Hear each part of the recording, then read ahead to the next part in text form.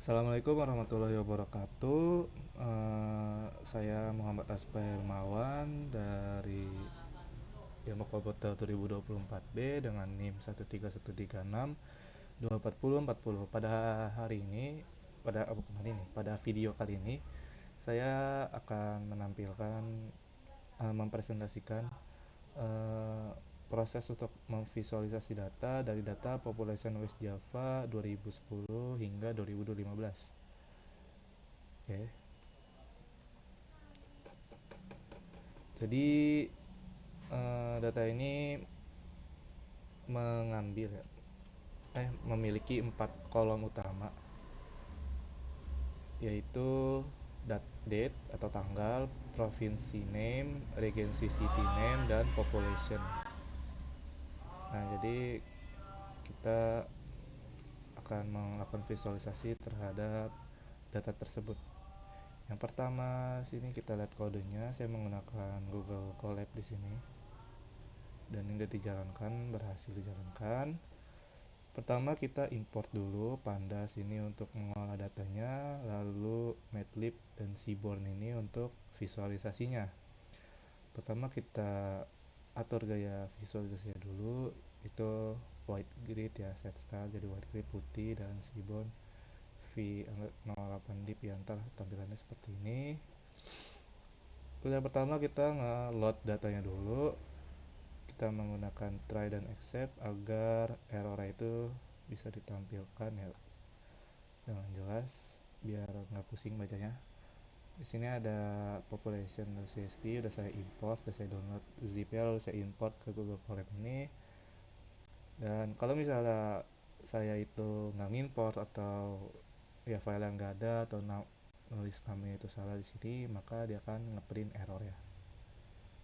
Lalu ini konversi dan ekstraksi tahun. Jadi table date ini kita konversi menjadi tipe data date time yang berada pada library pandas gitu.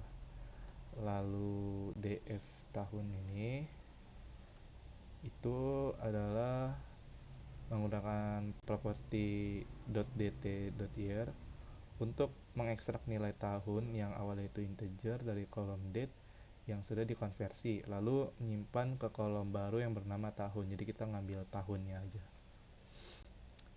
Lanjutnya di sini kita atau saya sama aja mengoreksi anomali populasi. Jadi di sini dicari apakah ada nilai yang itu nggak ada gitu. Nah, maka nilainya itu akan diubah menjadi none atau dihilangkan. Di sini none count itu untuk menghitung jumlah none-nya, zero count ini untuk menghitung jumlah total baris di mana populasi itu tercatat sebagai 0 dan ini kita print untuk melihat debuggingnya. Untuk melihat datanya ditampilkan, lalu menghapus baris populasi yang ada none ya, ini guna untuk menghapus populasi yang none atau 0 karena data proyeksi seharusnya itu tidak memiliki nilai yang 0 gitu. Jadi kalau 0 ya populasinya masa kosong, kan nggak mungkin. Lalu kita ke agregasi data, itu mengelompokkan data berdasarkan tahun dan menjumlahkan populasinya dari seluruh kabupaten atau kota. Nah, kita ngeprint def yearly-nya nih, jadi kita ngelihat dulu. Oke, kemudian kita visualisasi data. Kita PLT figure ini untuk membuat kanvasnya, ukurannya itu 10 kali 6 inci. Lalu ini line plot, gunanya itu untuk menampilkan grafik garis dengan X sama dengan tahun dan Y sama dengan total populasi. Nah, kemudian untuk menempatkan, terus ada markernya itu bulat ya, untuk menempatkan penanda pada setiap titik data tahunan gitu. Lalu ini titelnya, ini judulnya, ini X label itu tahun, Y nya itu populasi sesuai yang ini. Terus kita mengatur label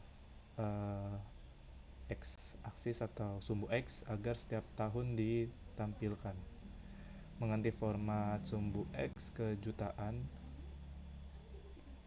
Jadi agar ya ini yang oleh angkanya panjang, jadi diubah ke formatnya menjadi 1, sekian juta gitu. Lalu di sini mengetik terus ya, di belakang ini ada formatter untuk menggunakan fungsi custom yang telah dibuat. Terus ada ini plot tag grid untuk menambahkan garis grid horizontal pada sumbu Y untuk membantu membaca nilai, jadi biar gampang lebih dibaca. Terus menyelesaikan type layout ini untuk penyusunan terletak secara otomatis untuk memastikan tidak ada elemen visual judul label atau sumbu yang terpotong. Terus show untuk menampilkan grafis ya. Oke, jadi kita lihat di sini hasil chart yang ditampilkan ya. Sebelum itu kita lihat dulu bahwa jumlah populasi number nilai NaN itu tidak ditemukan ya, berarti sebenarnya datanya ini bisa dibilang semuanya terisi penuh seperti itu. Dan kita bisa ngelihat chartnya di sini. Nah, jadi hasil chartnya ini menampilkan proyeksi ya dari total penduduk Jawa Barat dari 2010 hingga 2025.